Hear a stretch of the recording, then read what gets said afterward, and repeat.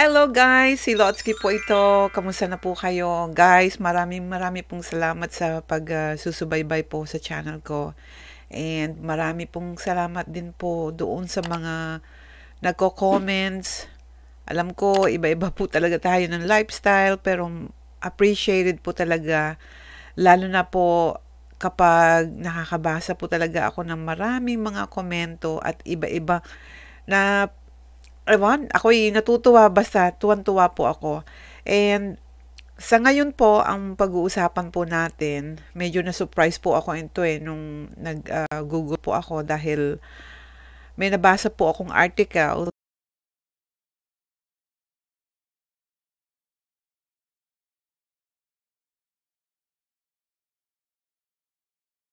Nag-share po si Maymay kasi may interview po siya sa ABS-CBN na tinanong po sa kanya, ano ba yung hindi mo makakalimutang experience?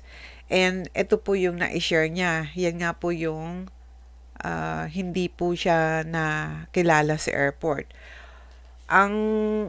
Nabasa ko po yung complete articles, tuwan-tuwa po ako sa attitude, or I would say yung way of caring ni Maymay sa gantong sitwasyon. Napaka-humble po talaga ni Maymay.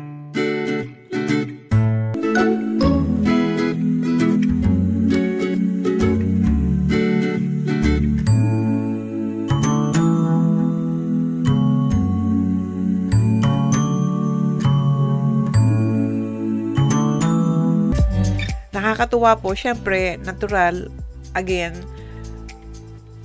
kilalang-kilala na po talaga si Maymay all over the world, you know?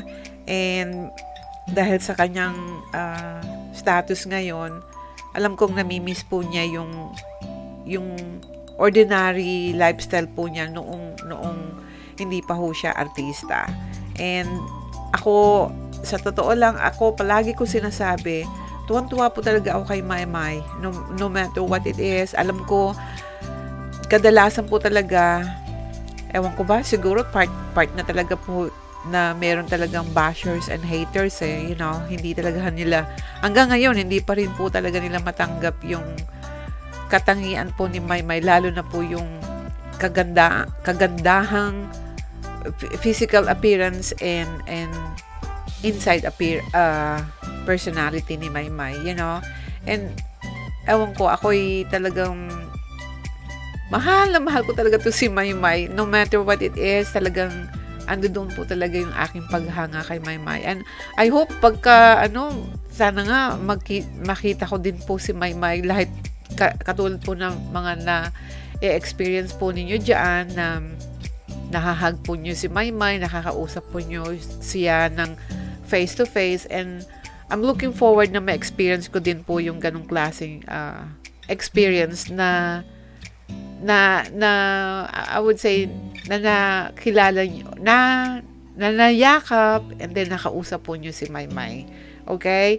So, guys, alam ko, kasi ako, binabago ko po yung way of uploading ko ng videos dahil mahal na mahal ko po talaga si Maymay, no matter what it is. And ewan ko, minsan nga na susurprise ako dahil marami po ako mga new subscribers, and alam ko siguro kasi lumalaki na nga po yung mga subscribers ko, and I'm hoping na lahat po ng mga nagsasubscribe sa akin hindi po yung, I would say, parang double faces, meaning talagang, kasi again, sinabi ko po sa inyo, ito pong channel ko is for exclusively Mayward love team, especially for Maymay. Kasi kaya ko po na ibanggit po sa inyo ito, kadalasan po kasi minsan, pagka halimbawa may time po akong tinitingnan ko po yung mga likes and dislikes, napapansin ko po palaging merong 2, 3, and pinakamarami na po is yung 7. And dun po sa yung mga portion po na nagdi-dislikes, nagda-doubtful po minsan ako dahil kung kayo po talaga is Mayward Love Team po dito sa pagsasubscribe nyo po sa channel ko, nagtataka lang po ako kasi bakit nagdi-dislike. You know what I mean? Sana po kung nagkakamali lang po kayo ng pagpindot, kasi minsan sa pagpamamadali po ninyo, pwede naman yung pong balikan yon para at least ma-erase po yung dislike. So, what I'm saying is, I hope itong mga nag-subscribe po sa akin sa channel ko, I'm hoping na solid Maymay po kayo and solid Mayward, okay? Kasi nababothered po ako once in a while kasi minsan, again, pag may time po ako, nakikita ko merong nagdi-dislikes, you know, and I don't know. So, itong article na nabasa ko, gusto ko yung response ni Maymay nung in-interview nga po siya ng ABS-CBN. Ayan, natural na lumalabas talaga yung kagandahang kalooban ni Maymay. You know, napaka-humble talaga ng bata. So, anyway guys, thank you for watching for this video na share ko po sa inyo kasi very interesting dahil yung nag-google nga po ako, nakita ko nga po itong article na to na sabi ko ma-share ko nga sa mga subscribers ko.